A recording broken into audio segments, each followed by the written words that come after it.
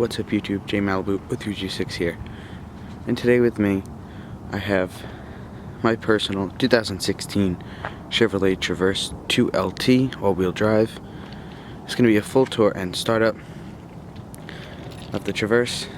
So we'll start off with the key. First off, looking at the key, this is the daily key that is used day in and day out. So it does have remote start, along with locking, unlocking, trunk, and panic. If you press the panic button once, it does beep 3 times so you can find your vehicle in a crowded parking lot. So to remote start it, you just lock it and hold down the remote start button.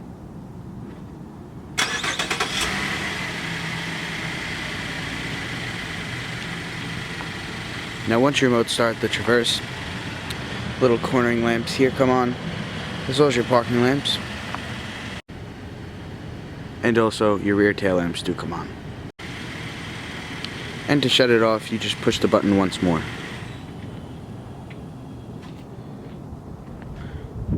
So the exterior color of this specific Traverse is silver ice metallic. It has the standard 18-inch wheels.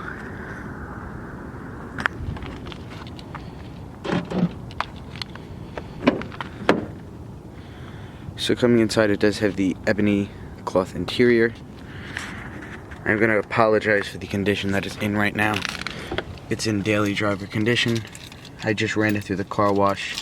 Just exterior, no armor roll or anything. Just to get all the salt off of it.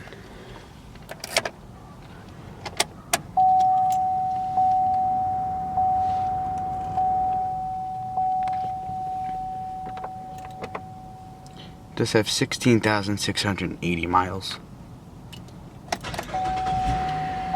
And you can just flip the key to start it.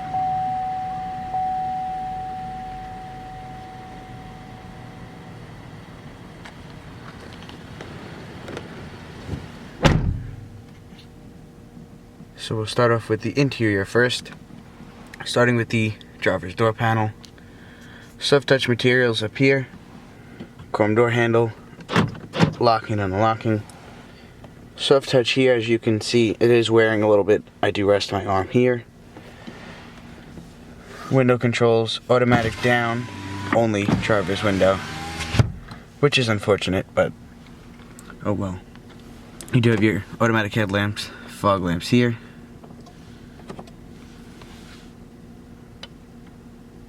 You do have your dome light on and off, gauge dimming controls, and if you do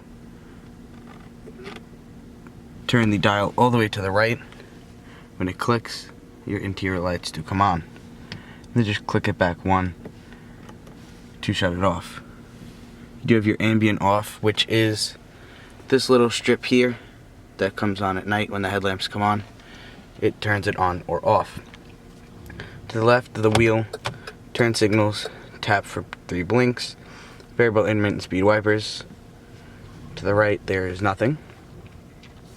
Leather wrapped wheel, cruise control on the left, audio controls and Bluetooth controls on the right. Coming to the gauges, basically right at 2008. You can control the screen through these 4 buttons here. Once you get used to it, it's very easy to use. But you push this little road that looks like maybe mountains in front of it. You push that, it goes through your range, fuel economy, timer, fuel used, average speed, which is not accurate at all, and then a blank screen.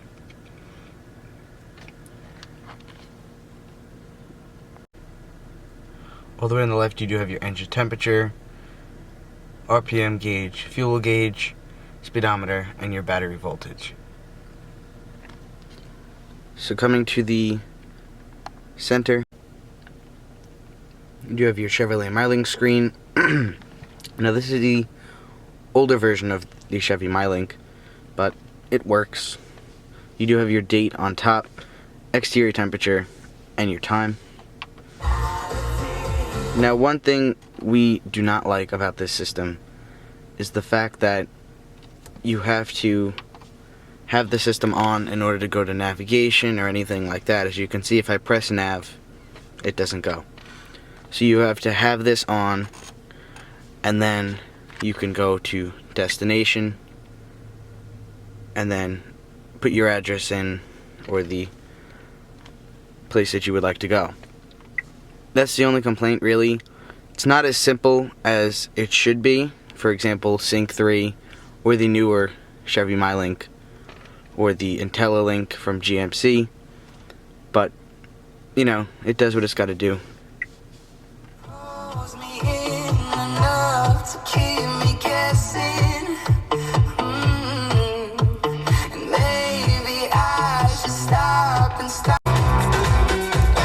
It is a 9-speaker premium Bose audio system. So as you can see, let's turn it back on. You have your home button here. If you press the home button multiple times, it'll go to text messages, different screens on the system. You have your source, seek, back, destination, navigation, and repeat. You do have your select and your tuning dial, and you can go through the different options through that also. You have your settings. Most of the customization is done through this little screen here, surprisingly, like your headlamp delay, your locking delay, unlocking delay, different things like that, whether you want the headlamps to come on at night when you unlock the vehicle, different things like that. Hazards down here, passenger airbag notification.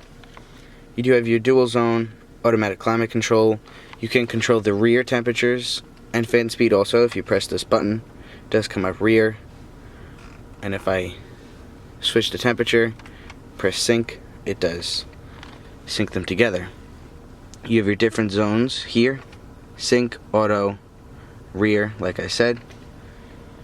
And you have your front defroster, rear defroster, recycle, and your AC. Coming down further, you have your heated seats for the back and bottom, rear wiper, traction control on and off, and your rear tailgate off and on, as well as opening. And it does show a little message that says power lift gate off. You do have a little storage cubby here, which I use for change sometimes, USB, and a power outlet. Now putting this into reverse, you do have your backup camera and backup sensors. The lines do turn with the wheel, and I will say it is a really good backup camera even at night. For example, like right here is the bumper of another vehicle if it's up to here.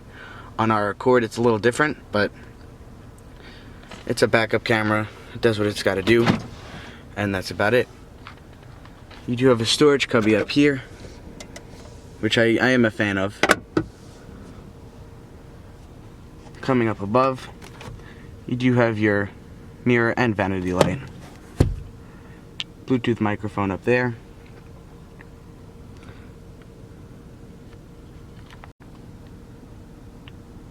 You do have your interior lighting here. This little square is actually an orange light that shines down to here and lights it up at night, which is really cool. It'd be nice if it was like a teal color like the gauges and the rest of the interior lighting, but it's okay. You do have your home link here, which is pretty easy to set up. I did set it up for our garage.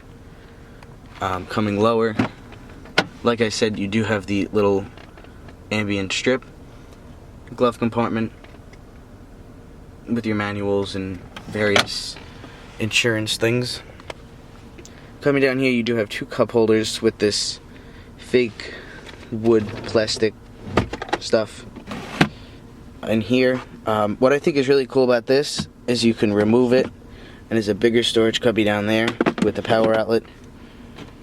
You have my Ray-Bans, hand sanitizer, my Cheerio in there from yesterday morning. In here, other various things. This is actually a remote for my LEDs that I put in here. Yes, I know, a mom car with LEDs. So, we will go ahead, pop the hood, turn on the automatic headlamps, fog lamps, hazards, and we'll check out the exterior, back seat, trunk, hood, all that good stuff. It is an 8-way power driver's seat, by the way. So coming to the back, this is obviously the family car. I drive it as a daily driver to school, so during the week it doesn't really get much backseat attention. So coming to the door, same materials as the front, which is actually really nice. Some manufacturers don't do that.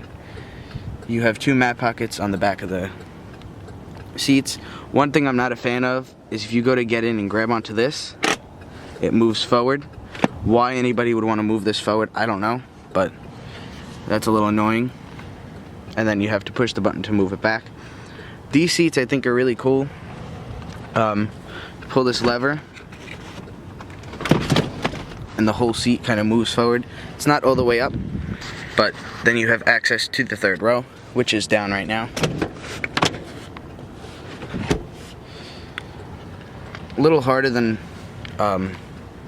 you know, you would think when you have a car full of screaming kids that are trying to get in the back.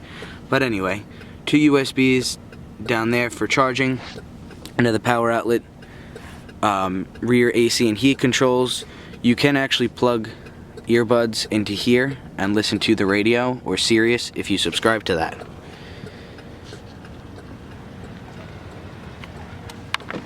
So with my driving position and this back seat being practically all the way back, it is actually all the way back, I have a lot of room.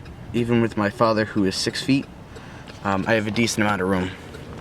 So it is a great SUV for road tripping. Gas cap here. It's not capless, which, you know, come on Chevy, what are you doing? Get with the times. Coming to the trunk, this is a strong suit for the Traverse. If you have the 3rd bench folded down, obviously you get a lot of room. It is the largest in the class, even with the newest redesign. It's about 0.3 inches shorter than a Chevy Tahoe this specific year, so that says a lot. Storage cubby under here. You do have your complimentary reindeer ears and nose. It didn't come with the car, don't worry. Another power outlet back here. I think it's a bag hook, I don't really know. But yeah, lights in here. Press that to close the trunk. I am surprisingly a fan of the taillights on this car. They look really nice at night. So like I said, you do have the 18-inch wheels on Goodyear Forterra tires. I'm kind of jumping around. So same thing on this side, obviously. Not much different.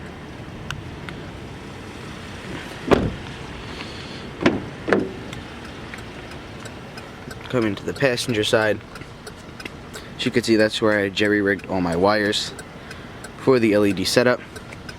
It is a manual driver's seat. I'll shut the hazards off so they're not annoying. But we'll go ahead and take a look at the window sticker while we're at it.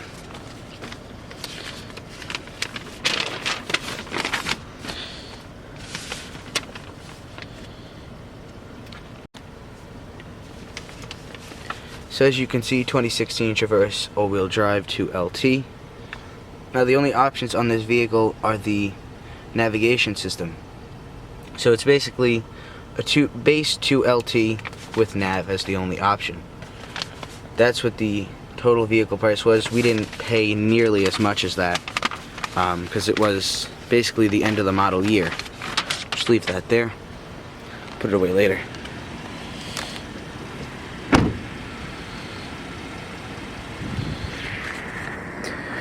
So coming to the front of the vehicle, it is a pretty stylish truck, I'm not gonna lie. It is a winter warrior. As you can see, halogen headlamps, projector fog lamps, turn signals over there. I forgot to turn the hazards back on, but it's okay.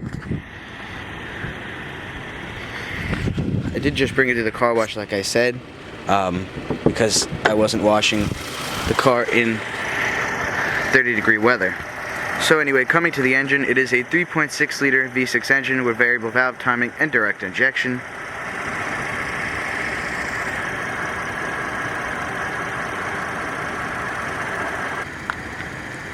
Let's go ahead and take another walk around.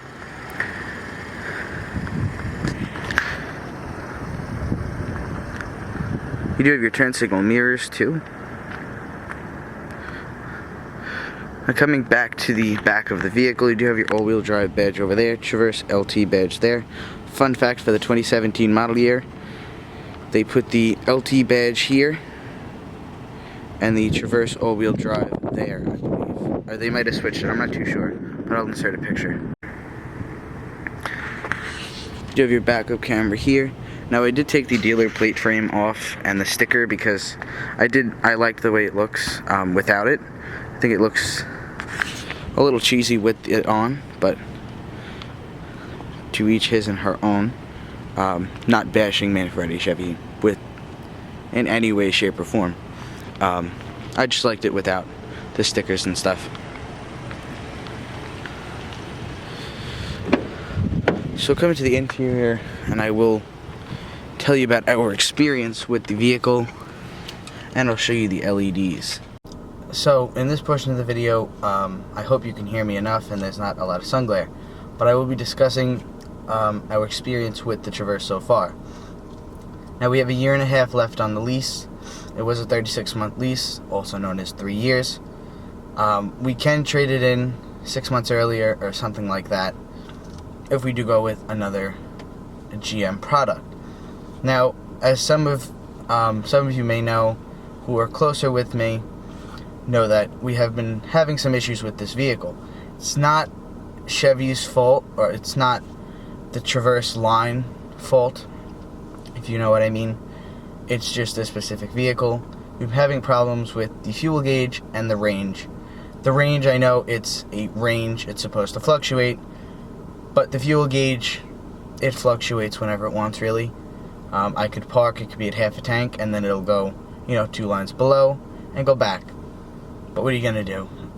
It still runs, drives, it still, does what it has to do throughout the day. Now, they have tried to fix it. They've replaced the fuel system and stuff like that. It's still doing it.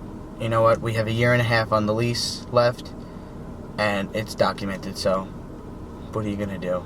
I mean, it's frustrating, but you know what? If it's only happening with this specific vehicle, I guess there's not much you can do. But I know some other YouTubers who I'm not close with but have had problems with their vehicles that, the manufacturer or the dealership claims that it's supposed to be like that. But, what are you going to do? So after hearing me rant, I will go ahead and plug my LEDs in. The only reason why they're not plugged in is because when you shut the vehicle off, this doesn't shut off, so I don't want to kill the battery. And I have the tape on here because it's a red light that is on. As you can kind of see, it's a red light, and it kind of glares into my face while I'm driving. But as you can kind of see, you could see I do have it on the cyan color. As you can see, I'll cycle through them.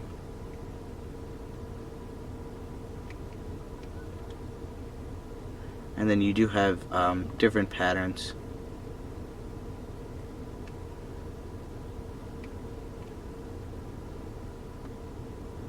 So it's pretty cool. You can lower the brightness and stuff with this.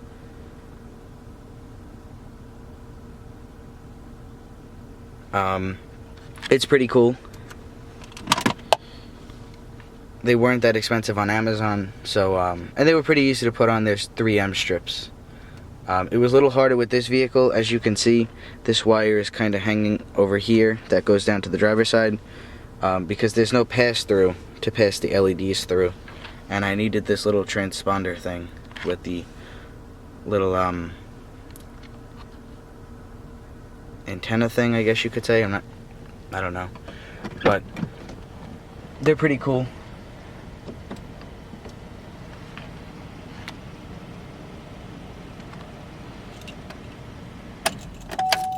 Let's go ahead and shut it off. So overall, this has been a pretty good vehicle to us over the last year and a half.